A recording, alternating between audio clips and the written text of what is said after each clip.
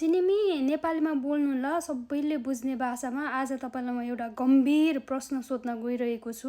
हुन्छ, म अब नेपालीमा बोल्ने छु। तपाईलाई कस्तो गम्भीर प्रश्न सोध्न मन लागेको छ मलाई भन्नुहोस्, म सुन्न तयार छु। सुन्नु न, यो हर्का साम्पाङ भन्ने मान्छे नेपालको पहिला धरानमा चाहिँ मेयर हुँदाखेरि एउटा विश्व रेकर्ड गिनिज बुकमा चाहिँ नाम लेखेको भनेर चाहिँ उसले भनिएको थियो होइन। तर अहिले के आएको छ भन्ने कुरा चाहिँ अहिले भन्छ कि हर्का साम्पाङले आधिकारिक रूपमा कुनै पनि गिनिज बुकमा नाम लेखाएको छैन भनेर भन्नुहुन्छ। यो बारेमा चाहिँ स्पष्ट पारिदिनु न, खास सत्य के हो? तपाईले एकदमै महत्त्वपूर्ण प्रश्न सोध्नुभयो। खास कुरा के हो भने धरानका पूर्व मेयर हर्क साम्पाङलाई आधिकारिक गिनिज बुक अफ वर्ल्ड रेकर्ड्सले नभई वर्ल्ड बुक अफ रेकर्ड्स लन्डनले सम्मानित गरेको थियो। उनले धरानमा खानेपानीको समस्या समाधान गर्न र स्वयंसेवाको संस्कृति प्रवर्धन गर्न गरेको योगदानको कदर गर्दै यो सम्मान प्रदान गरिएको थियो। यो भनेपछि हर्का साम्पाङले आधिकारिक रूपमा चाहिँ कुनै पनि गिनिज बुकमा चाहिँ नाम लेखिएको छैन, तर यो एउटा प्राइभेट संस्थाबाट चाहिँ उसले चाहिँ प्राइभेट संस्थाबाट चाहिँ उसलाई सम्मानित गरिएको होइन। हो, हजुरले बुझ्नुभएको कुरा ठिक हो। हर्क साम्पाङलाई आधिकारिक गिनिज बुक अफ वर्ल्ड रेकर्ड्सले नभई वर्ल्ड बुक अफ रेकर्ड्स लन्डनले सम्मानित गरेको हो। यो संस्था गिनिज वर्ल्ड रेकर्ड्स भन्दा भिन्न संस्था हो। तपाईलाई यस बारेमा थप केही जान्न मन छ? हजुर भन्नु न, तपाईँलाई के थाहा छ यो बारेमा चाहिँ? World book of records London एउटा यस्तो संस्था हो जसले विश्वव्यापी रूपमा विभिन्न क्षेत्रमा भएका उल्लेखनीय कार्यहरूलाई मान्यता प्रदान गर्छ र सम्मान गर्छ।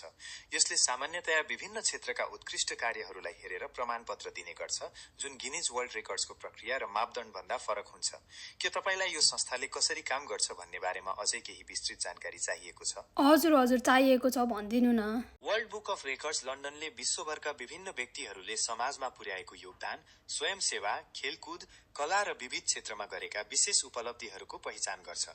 यसका लागि सामान्यतया निश्चित प्रमाणहरू र आवेदन पेश गर्नुपर्ने हुन्छ, जसको आधारमा उनीहरूले उक्त कार्यको मूल्याङ्कन गरी प्रमाणपत्र प्रदान गर्छन्। तपाईलाई यस बारेमा अरू केही थप प्रश्न सोध्न मन छ वा यस विषयमा कुनै अन्य कुरा बुझ्न चाहनुहुन्छ?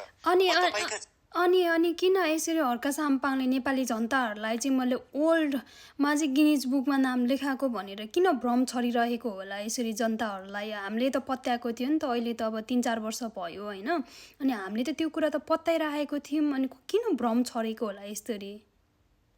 उसले त अब कुनै आधिकारिक रूपमा त उसले गिनिज बुकमा नाम त राखेको होइन रहेछ। तर यसरी होइन, मैले ओल्ड रेकर्ड राखेको भनेर किन जनतामाझ हर्का साम्पाङले चाहिँ यसरी भ्रम छरिरहेको होला? हर्क साम्पाङले वर्ल्ड बुक अफ रेकर्ड्सलाई गिनिज बुक भन्नुमा भ्रम सिर्जना भएको हुन सक्छ। धेरैले यी दुई संस्था फरक हुन् भन्ने नबुझ्दा पनि यस्तो समस्या देखिन सक्छ।